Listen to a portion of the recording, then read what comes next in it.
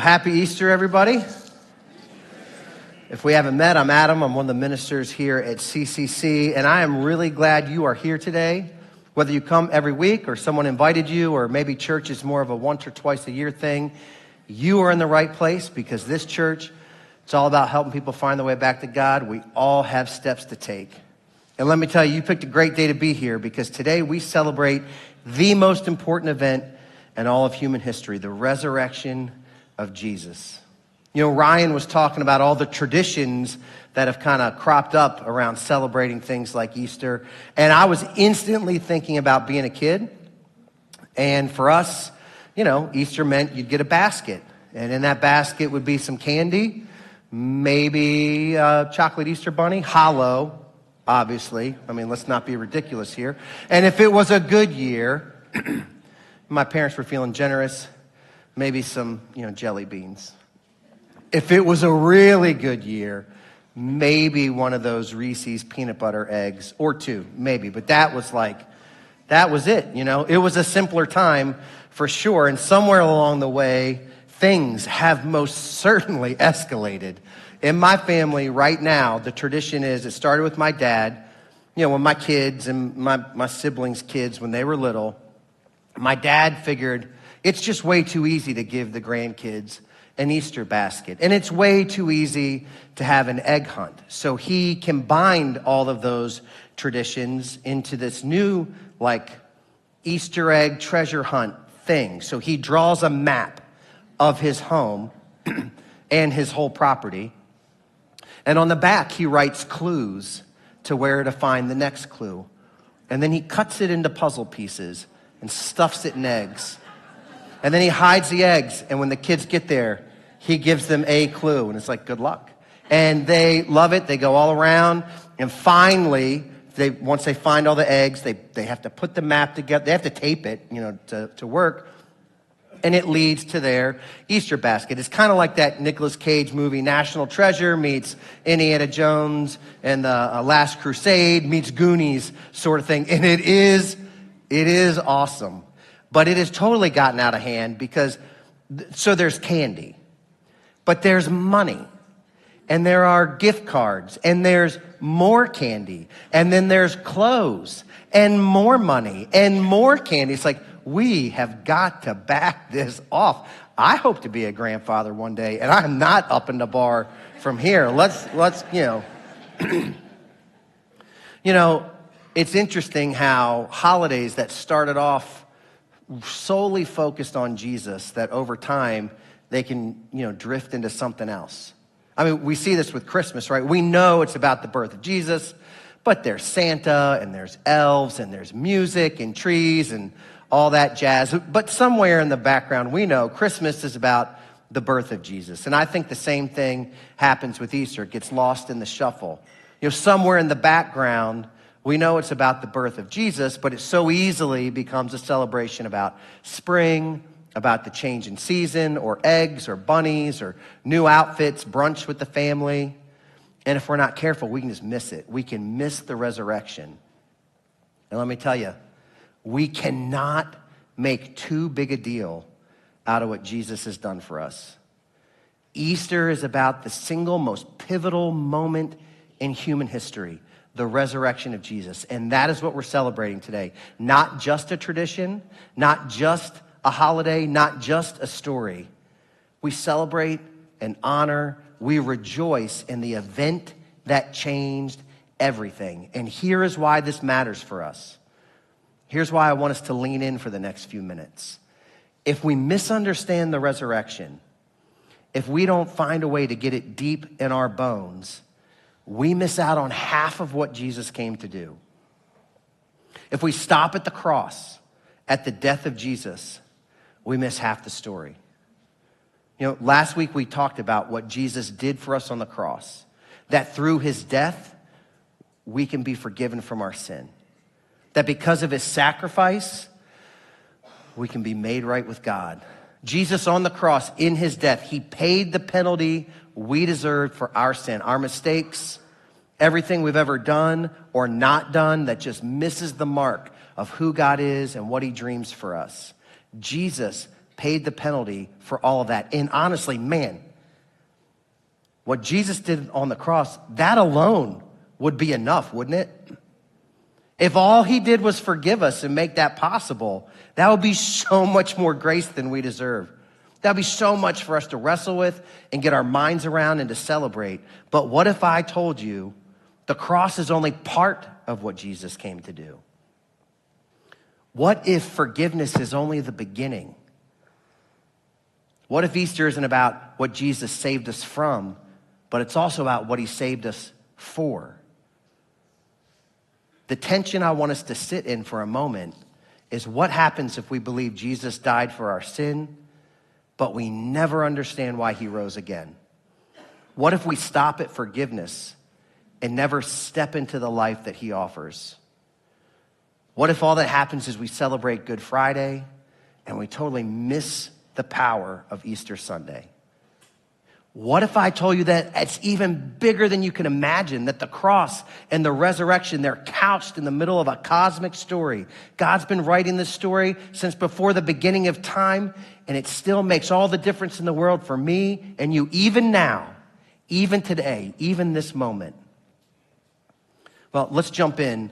Check this out. I want us to see how the Apostle Paul talks about this.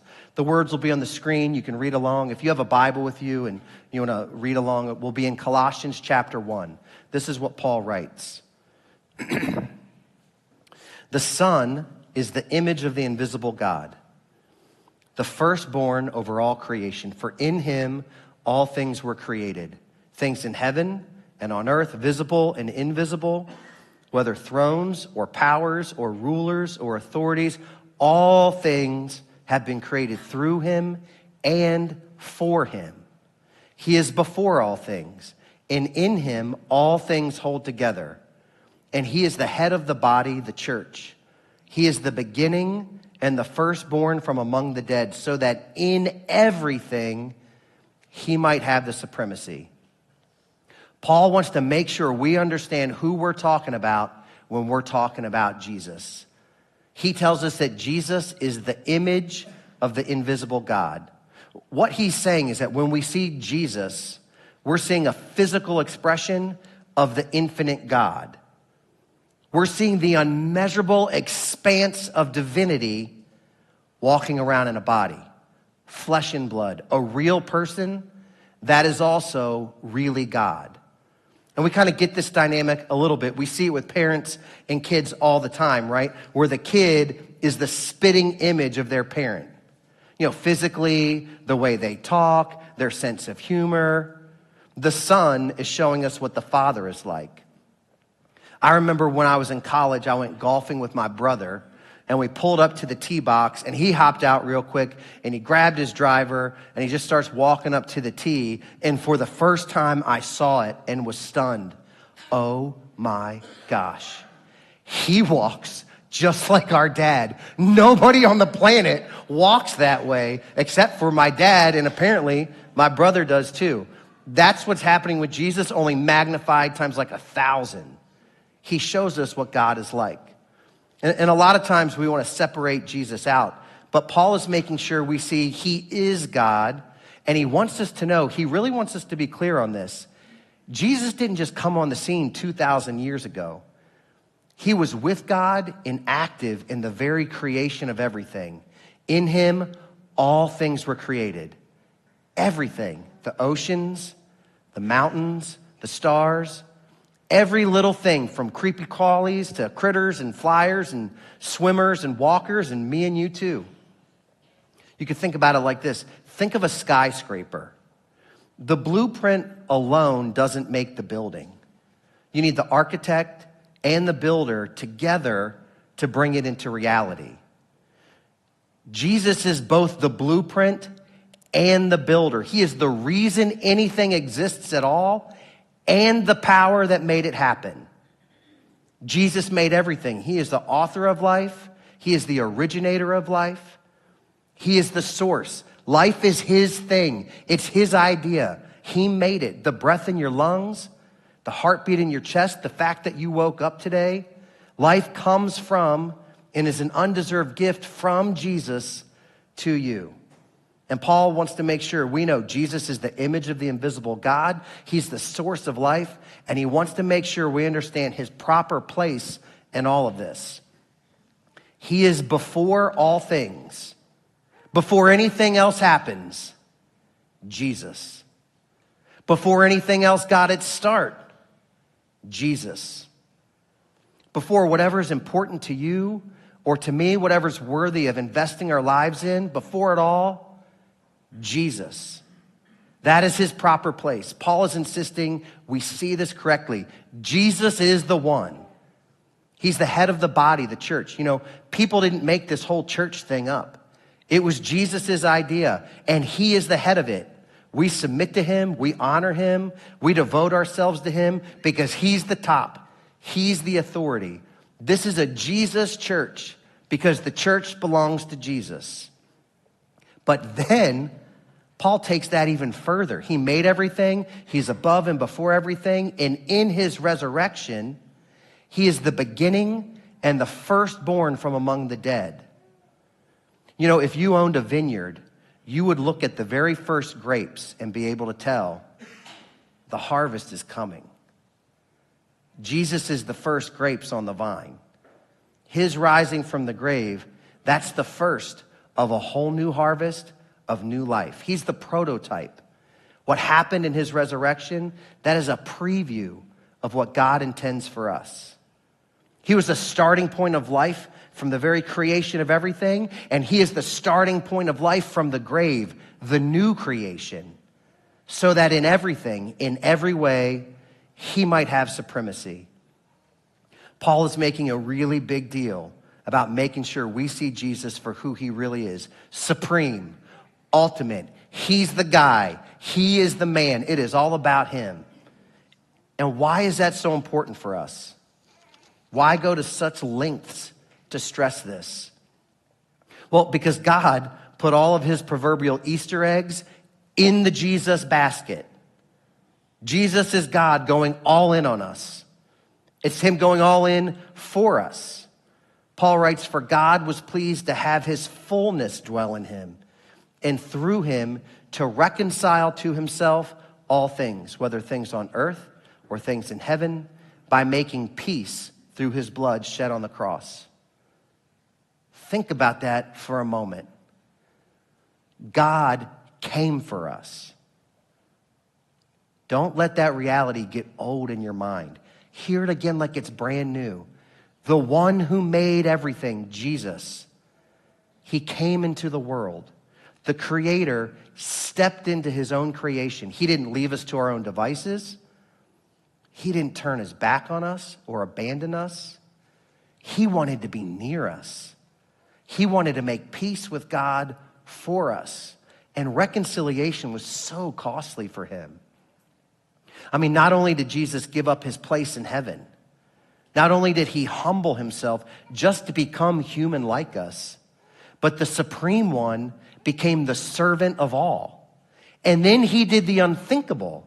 He took the fullness of our sin upon himself, and he died in our place on the cross. He paid the debt we could never pay.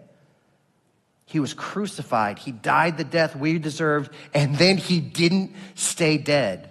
He was raised to new life, and he destroyed the power of sin and death. This is the gospel message. This is the good news about Jesus. God has not counted our sin against us.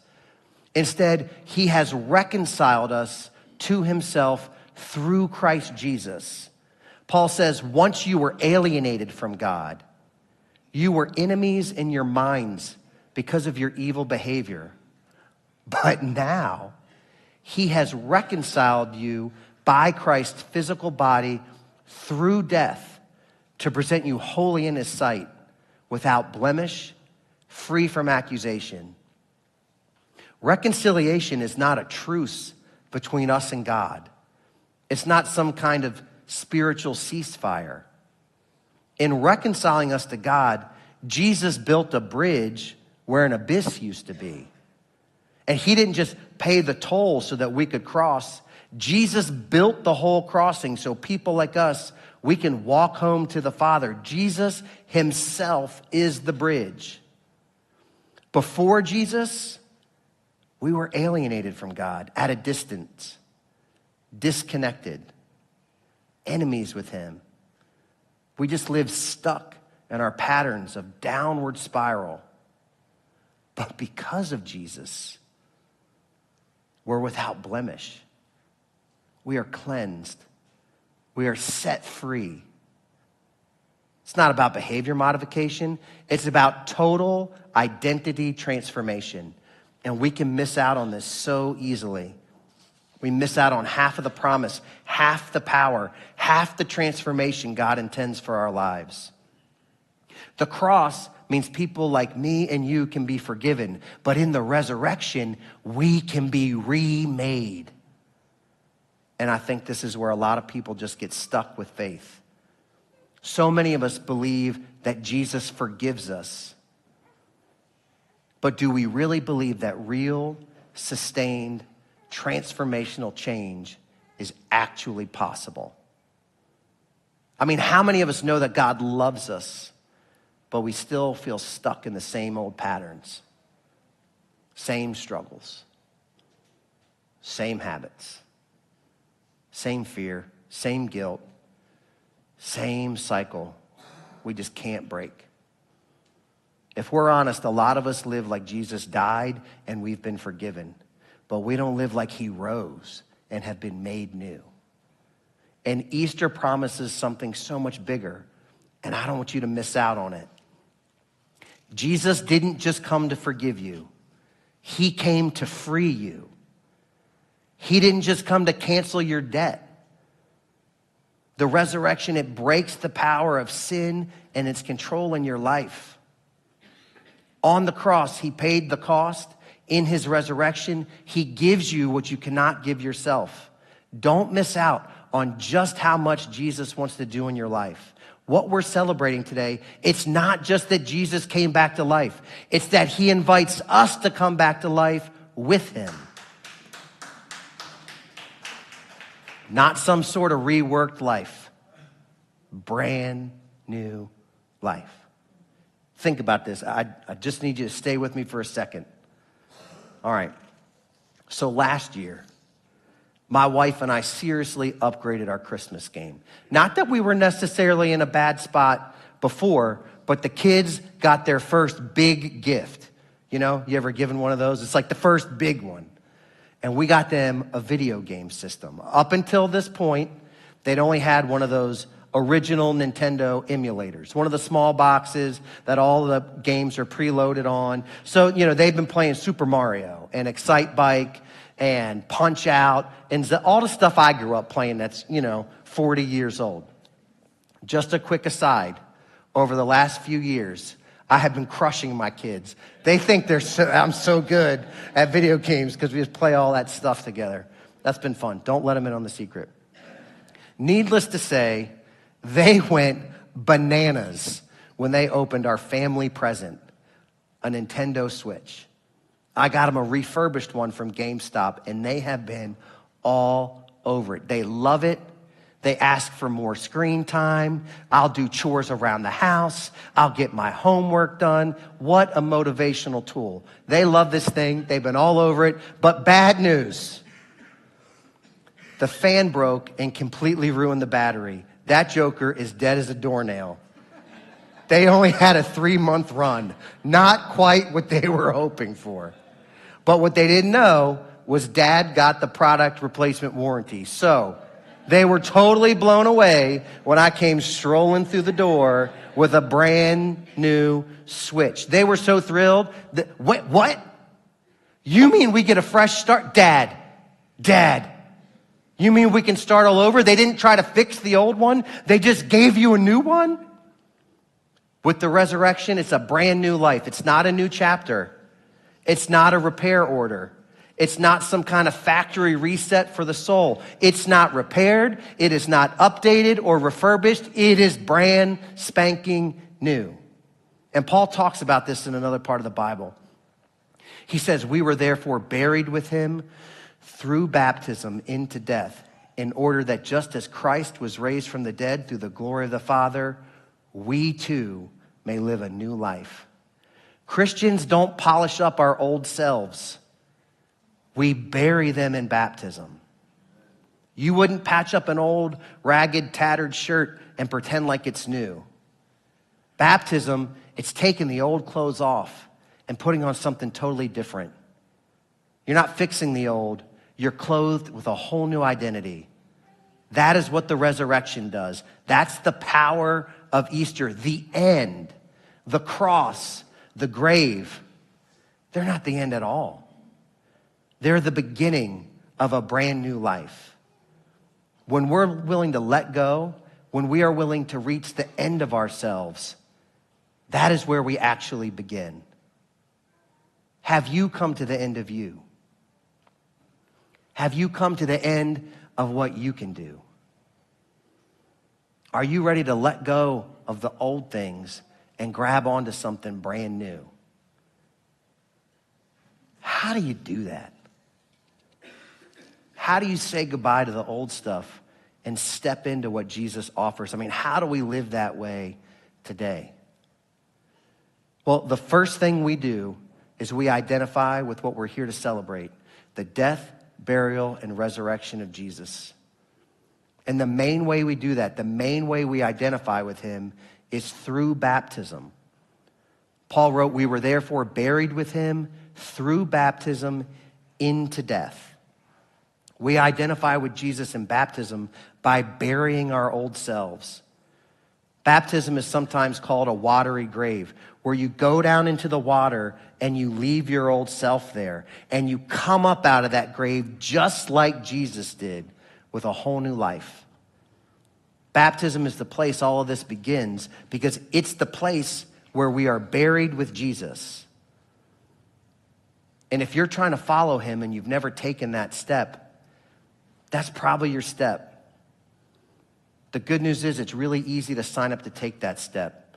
We'll set the tank up anytime. Timing is never a reason not to take that step. We have the tank set up today. We have baptisms later today.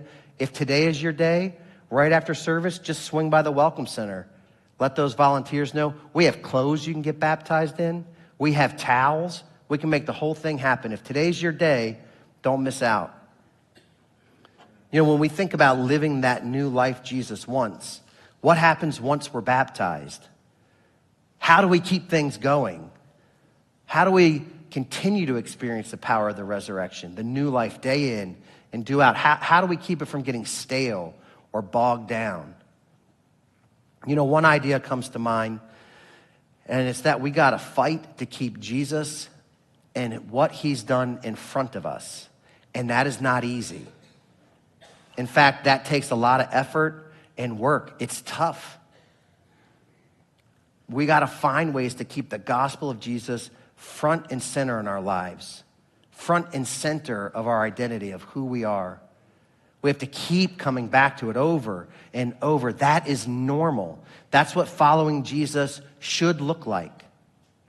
And it takes effort, conscious decisions. It's not just going to happen by accident, because it's an uphill battle. And we got to be ready for that. We have to be ready that it's a struggle. Everything about our old ways, that old version of us, it tries to convince us that life is about us, that we're in the center of all this. Not to mention our culture. I mean, constantly sending us messages and reinforcing this idea that life is about us.